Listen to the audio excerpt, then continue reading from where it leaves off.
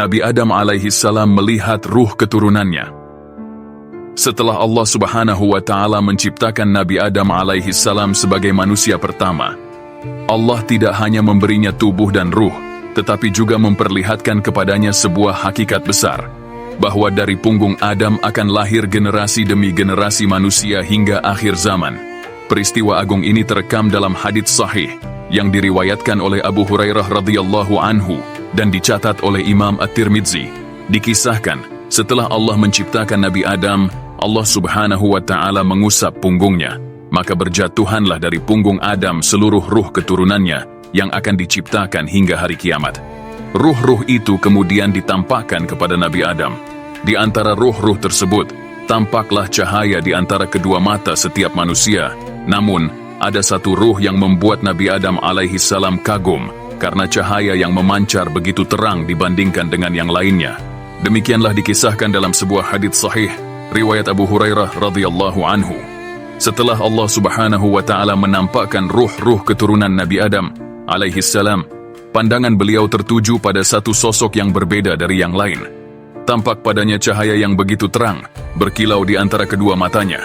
Hati Nabi Adam pun terpesona. Beliau bertanya, "Wahai Rabbku, siapakah sosok yang bercahaya ini?" Allah Subhanahu wa Ta'ala menjawab, "Dia adalah seorang hamba dari generasi akhir zaman, dari keturunanmu. Namanya Dawud." Nabi Adam kemudian bertanya lagi, penuh rasa ingin tahu, "Wahai Rabbku, berapa engkau tetapkan usianya?" Allah Subhanahu wa Ta'ala berfirman, 60 tahun. Namun Nabi Adam merasa usia itu terlalu singkat untuk seorang yang memiliki cahaya dan kemuliaan sebesar itu. Maka dengan penuh kasih sayang ia berkata, "Ya Rabb, tambahkanlah 40 tahun lagi dari umurku untuknya." Allah Subhanahu wa Ta'ala pun mengabulkan permintaan Nabi Adam, sehingga usia Nabi Daud alaihissalam ditetapkan menjadi 100 tahun. Ketika usia Nabi Adam alaihissalam telah mencapai akhir yang telah ditetapkan, malaikat maut pun datang kepadanya untuk mencabut ruhnya. Namun Nabi Adam teringat sesuatu, lalu berkata, "Wahai malaikat, bukankah masih ada 40 tahun tersisa dari umurku?" Malaikat maut menjawab, "Bukankah engkau telah memberikannya dahulu kepada keturunanmu Daud?" Maka Nabi Adam pun terdiam. Beliau lupa bahwa sebagian umurnya telah dihibahkan kepada Nabi Daud. Rasulullah Shallallahu Alaihi Wasallam kemudian bersabda, "Adam mengingkari, maka keturunannya pun mengingkari. Adam lupa, maka keturunannya pun lupa. Adam pernah bersalah, maka keturunannya pun turut bersalah." Hadis riwayat At-Tirmidzi. Inilah asal-usul sifat dasar manusia: lupa, lalai, terkadang mengingkari, dan tidak luput dari kesalahan. Semua itu merupakan bagian dari tabiat anak cucu Adam. Namun, Allah Subhanahu wa Ta'ala juga membuka jalan taubat, agar setiap kesalahan bisa ditebus dengan kembali kepadanya. Demikianlah kisah Nabi Adam ketika diperlihatkan ruh keturunannya, dan bagaimana beliau kagum terhadap Nabi Daud alaihissalam. Kisah ini bukan hanya catatan sejarah, melainkan pengingat akan hakikat kehidupan, bahwa kita hanyalah musafir di dunia dengan umur yang terbatas, dan bahwa setiap detik adalah amanah untuk digunakan sebaik-baiknya dalam ketaatan kepada Allah. Semoga kita termasuk hamba-hamba Allah yang mampu mengambil pelajaran dari kisah para nabi, dan menapaki jalan hidup dengan iman, amal saleh, serta harapan akan rahmatnya. Wallahu a'lam bisyawab.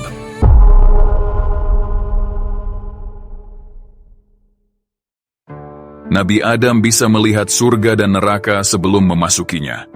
Saudaraku yang dirahmati Allah, ketika Allah menciptakan Nabi Adam alaihissalam, ia bukan sekadar diciptakan sebagai makhluk yang akan menghuni bumi.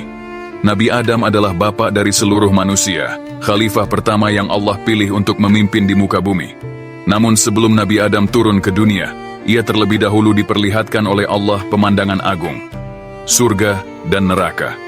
Mengapa Allah perlihatkan itu semua? Agar Nabi Adam mengetahui akibat dari setiap pilihan, agar ia memahami hakikat hidup, bahwa perjalanan manusia bukan berhenti di dunia, melainkan menuju dua tempat terakhir, surga atau neraka. Diriwayatkan dalam tafsir-tafsir, ketika Allah selesai menciptakan Nabi Adam, Allah menunjukkan kepadanya tempat kembali yang penuh kenikmatan, Jannatul Khuld, surga kekal. Nabi Adam diperlihatkan taman-taman yang hijau, sungai-sungai yang mengalir, istana-istana yang terbuat dari emas dan perak, serta bidadari yang Allah ciptakan untuk penghuni surga. Adam pun takjub dengan keindahannya. Ia berkata dalam hatinya, inikah balasan bagi orang yang taat kepada Allah? Inilah tempat tinggal yang Allah janjikan untuk hambanya yang beriman dan patuh. Dan Allah berfirman, wahai Adam, inilah balasan untuk anak cucumu yang beriman, yang mengikuti jalanku, dan bersabar di dunia. Setelah itu, Allah memperlihatkan kepada Nabi Adam tempat yang lain, An-Nar, neraka Jahannam. Nabi Adam melihat api yang menyala-nyala, kobaran yang tak pernah padam, serta siksaan yang amat pedih. Malaikat Zabaniyah berdiri tegak, siap menyiksa orang-orang yang membangkang kepada Allah. Nabi Adam pun gemetar, tubuhnya bergetar karena dahsyatnya pemandangan itu. Ia pun berkata, ya Rabbi, siapakah yang akan masuk ke dalam tempat yang mengerikan ini? Allah menjawab, itulah balasan bagi orang-orang yang durhaka, yang kufur terhadapku, yang mengikuti jalan setan, dan berpaling dari petunjukku. Mendengar itu, Nabi Adam pun menangis. Hatinya sedih, karena ia tahu, di antara keturunannya kelak ada yang akan masuk ke dalam neraka. Saudaraku, mengapa Allah perlihatkan kepada Nabi Adam surga dan neraka sebelum ia benar-benar masuk atau melihatnya di akhirat? Karena Nabi Adam adalah bapak manusia, ia harus tahu jalan hidup anak cucunya. Ia harus paham bahwa dunia ini hanyalah ujian singkat yang menentukan tujuan akhir. Apakah ke surga atau ke neraka? Maka, dari sejak awal kehidupan manusia, Allah sudah menegaskan dua jalan. Jalan keselamatan menuju surga, jalan kesesatan menuju neraka. Nabi Adam pun mewariskan pesan ini kepada anak cucunya. Wahai anak-anakku, ikutilah jalan Allah. Jangan taat kepada setan, karena setan adalah musuh kalian yang nyata. Dunia hanyalah sebentar, sedangkan akhirat itulah tempat tinggal yang abadi.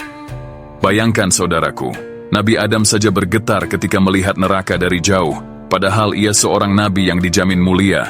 Bagaimana dengan kita yang penuh dosa? Nabi Adam pun rindu dengan surga sejak pertama kali melihatnya. Ia tahu betapa indahnya balasan untuk orang yang taat. Maka, sudah seharusnya kita pun menjadikan surga sebagai tujuan utama dalam hidup ini. Allah sudah berfirman dalam Al-Quran surah Al-Baqarah ayat 2. Kitab Al-Quran ini tidak ada keraguan di dalamnya, petunjuk bagi mereka yang bertakwa. Artinya jalan menuju surga sudah jelas, petunjuknya sudah ada, tinggal kita, mau mengikuti atau berpaling.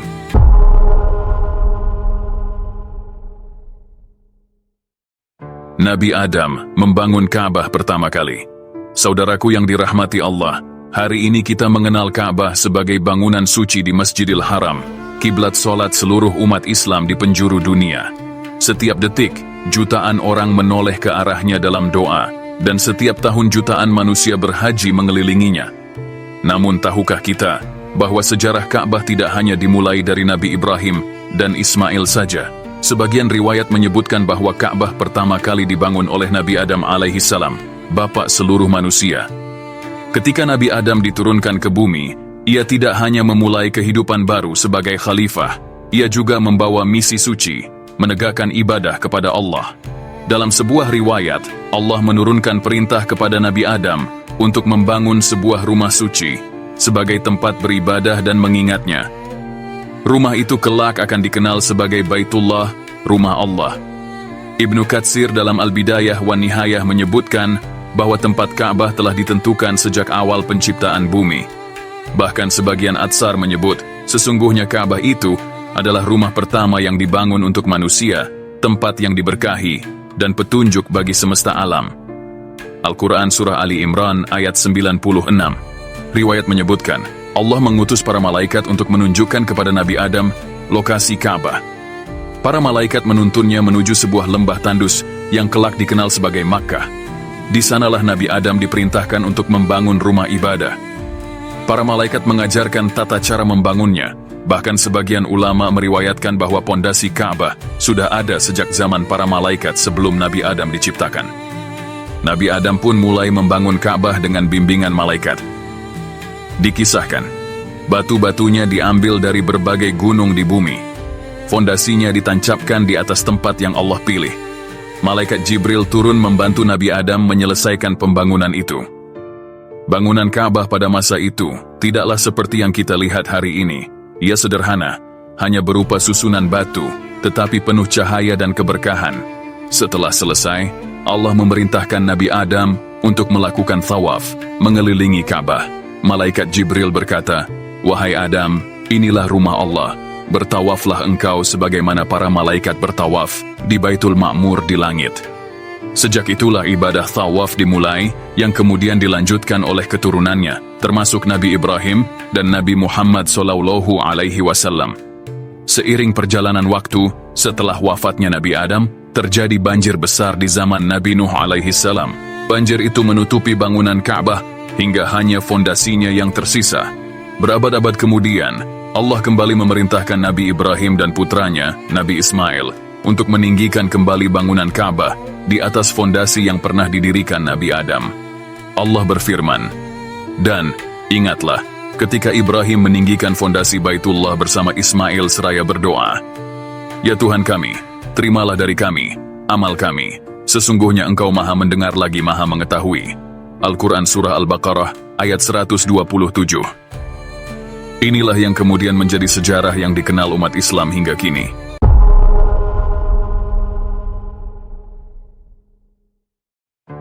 Saudaraku yang dirahmati Allah, manusia pertama, Nabi Adam alaihissalam, bukan hanya menjadi bapak seluruh manusia, tapi juga teladan dalam taubat, kesabaran, dan penyesalan. Ia bukan manusia yang sempurna tanpa salah, tetapi ia mengajarkan kepada kita bagaimana kembali kepada Allah setelah berbuat dosa.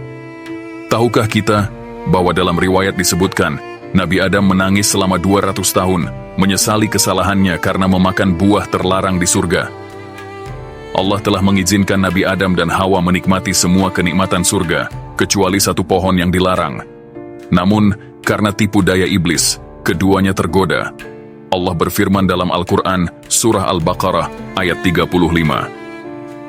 "Dan kami berfirman, wahai Adam, tinggallah engkau dan istrimu di surga, dan makanlah dengan nikmat segala yang ada di sana sesukamu, tetapi janganlah kamu mendekati pohon ini, yang menjadikan kamu termasuk orang-orang yang zalim." Namun setan membisikkan janji palsu, bahwa mereka akan kekal jika memakan buah itu. Akhirnya Nabi Adam dan Hawa tergelincir, lalu diturunkan ke bumi. Begitu tersadar Nabi Adam dan Hawa merasa amat bersalah. Mereka telah melanggar perintah Allah. Mereka menangis, menyesali kesalahan, dan merasa sangat hina di hadapan Rabb mereka. Riwayat menyebutkan, Nabi Adam menangis siang dan malam. Ia berdoa tanpa henti memohon ampunan.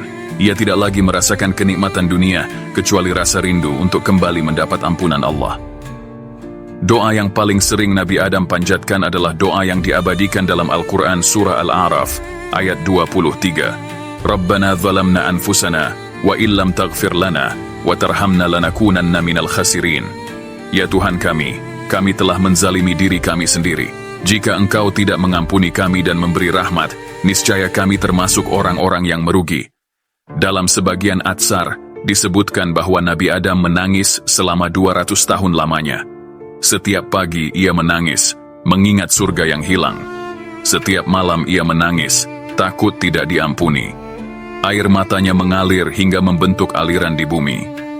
Nabi Adam tidak menangis karena kehilangan kenikmatan surga, tapi karena ia merasa jauh dari ridha Allah. Ia takut tidak diampuni, dan takut menjadi orang yang rugi. Namun Allah adalah Maha Pengampun. Setelah sekian lama Nabi Adam merendahkan diri, Allah menerima taubatnya.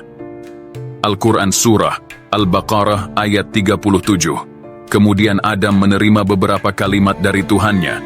Maka Allah menerima taubatnya. Sesungguhnya Allah Maha Penerima Taubat lagi Maha Penyayang. Inilah bukti kasih sayang Allah. Meski Nabi Adam jatuh dalam kesalahan, pintu taubat tetap terbuka.